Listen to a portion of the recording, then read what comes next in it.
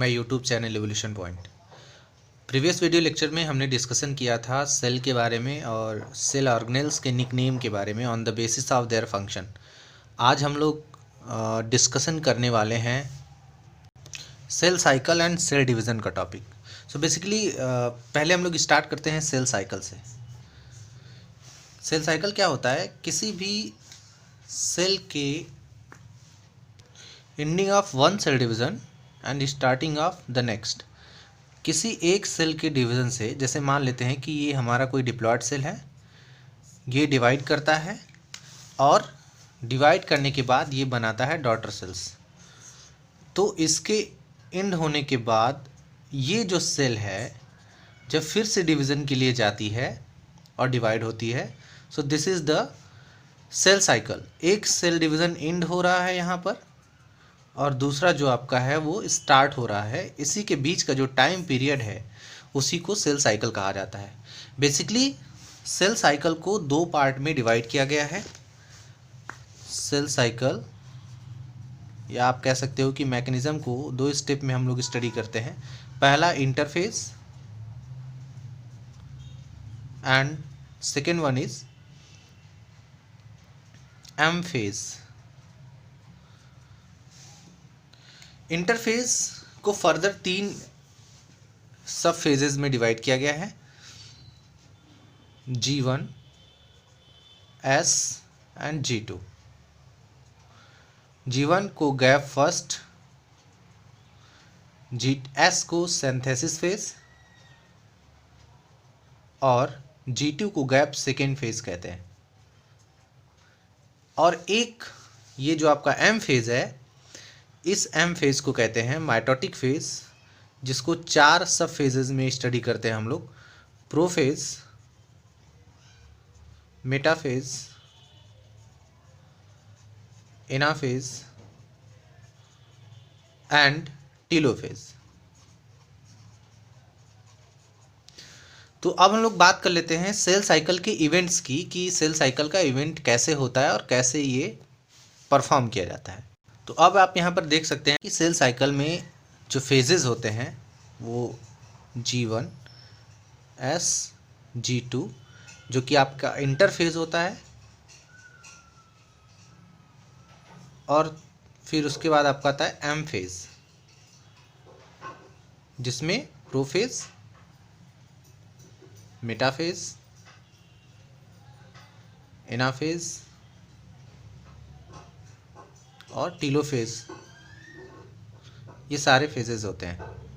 तो हम लोग फर्दर इसको सेल डिवीज़न में डिस्कस करेंगे। फिलहाल में हम लोग सेल साइकिल की बात करते हैं। तो एक सेल दो होता है, यहाँ से जब वो स्टार्ट करेगा डिवीज़न को अपने, चाहे वो डिप्लॉयड सेल है या हैप्लॉयड सेल है, जिस भी टाइप का, क्योंकि हम लोग दो तरह के डिवीज़न होते हैं cell division, meiosis and mitosis.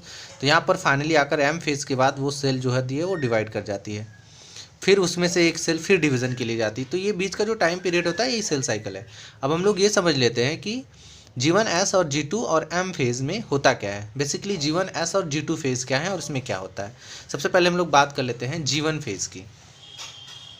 तो जो G1 फेज़ होता है, इस फेज़ में ज़रूरत पड़ती है, सबसे पहले तो इसमें ग्रोथ होता है सेल का, जिसके लिए प्रोटीन सिंथेसिस किया जाएगा, प्रोटीन की ज़रूरत होगी, प्रोटीन एक्युमुलेशन, और एटीपी एनर्जी को कलेक्ट किया जाएगा। इसके साथ साथ एंजाइम्स की ज़रूरत पड़ती है प्रोसेस के लिए। मीन्स जितने भी नेसेसरी कंपोनेंट होते हैं जो कि सेल डिवीज़न के लिए ज़रूरी होते हैं, उन सभी कंपोनेंट्स को गैप फर्स्ट में, यानी कि G1 फेज़ में क्या कर लिया जाता है, कलेक्ट कर लिया जाता है। एंजाइम्स हो या फिर प्रोटीन्स हो, जितने भी रॉ मटेरियल्स होते हैं, जितने भी रॉ मटेरियल्स हैं, उन सब को क्या कर लिया जाएगा, कलेक्ट कर लिया जाएगा इस फेज़ में। उसके बाद जब सारे रॉ मटेरियल्स एक्युमुलेट हो जाते हैं, सभी को कलेक्ट कर लिया जाता है, तो सेल जो होता है वो सिंथेसिस फेज़ में जाता है, जहाँ पर डीएनए डुप्लीकेशन होता है या डीएनए रिप्लिकेशन होता है। अब डीएनए डुप्लीकेशन के लिए हमें पता है कि हिस्टोन की भी ज़रूरत पड़ती है वहाँ पर, हिस्टोन प्रोटीन, तो इसको भी एक्युमुलेट किया जाएगा। इसके अलावा मोस्ट ऑफ द एटीपीज़ की ज़रूरत पड़ती है। हम आपको बता दें कि जब सेल डिवीज़न होता है, उसमें जब क्रोमोसोम्स का सेपरेशन हो रहा होता है, उनके क्रोमेटिड्स का, तो एक क्रोमोसोम सेपरेशन के लिए मीन्स हाफ क्रोमेटिड के लिए अगर हम लोग बात करें मीन्स सिंगल के लिए 30 ATP की ज़रूरत पड़ती है जब वो मूव करता है अपोजिट पोल्स पर। इसका मतलब हाई एनर्जी की ज़रूरत पड़ेगी यहाँ पर। तो एस फेज़ में G1 फेज़ के सभी रॉ मटेरियल्स का यूज़ करके एस फेज़ में DNA का डुप्लीकेशन कर लिया जाता है। उसके बाद आपका आता है G2 फेज़। G2 फेज़ को गैप सेकेंड कहते हैं, सेम एज G1। ये बिल्कुल उसी तरह से होता है जैसा कि G1 फेज़ होता है, मतलब कि जितने भी नेसेसरी कंपोनेंट होते हैं, क्योंकि फाइनली अब सिंथेसिस फेज़ के बाद आप देख सकते हैं कि एम फेज़ आएगा और एम फेज़ में जो है प्रोफेज़, मेटाफेज़, एनाफेज़ और टेलोफेज़ के द्वारा सेल फाइनली क्या करता है, अपना डिवीज़न कंप्लीट करता है। तो इस वजह से G2 फेज़ में वो सारे रॉ मटेरियल, सारे कंपोनेंट फिर से एक्युमुलेट किए जाते हैं जो G1 फेज़ में किए गए थे। That is why it is called gap first and it is called gap second. So G1 is gap first and G2 is gap second. उसके बाद G2 फेज़ के बाद सेल जो होता है वो एम फेज़ में जाता है, जहाँ पर वो प्रोफेज़ करेगा, मेटाफेज़ करेगा, एनाफेज़ करेगा और टेलोफेज़ करेगा, जिसके बाद फाइनली न्यूक्लियर डिवीज़न हो जाता है और आपको पता है कि न्यूक्लियस डिवाइड हो जाएगा, जिसके बाद आपका साइटोकाइनेसिस होता है। साइटोकाइनेसिस के बाद सेल जो होता है फाइनली डिवाइड हो जाता है। अब हम लोग बात कर लेते हैं बहुत इंपॉर्टेंट फेज़ जिसको कहा गया है G0 और G0 phase.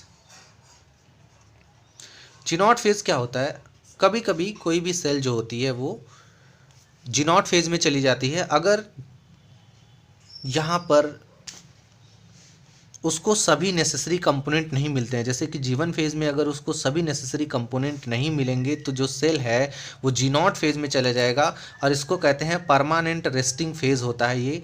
So once the cell goes into the G0 phase it will never divided. अगर एक बार कोई भी सेल G0 फेज़ में चला गया तो वो कभी भी डिवाइड नहीं करती। इस G0 फेज़ का अपना अलग इंपॉर्टेंस होता है। सेल जो होता है वो सेल साइकिल के बाहर आ जाएगा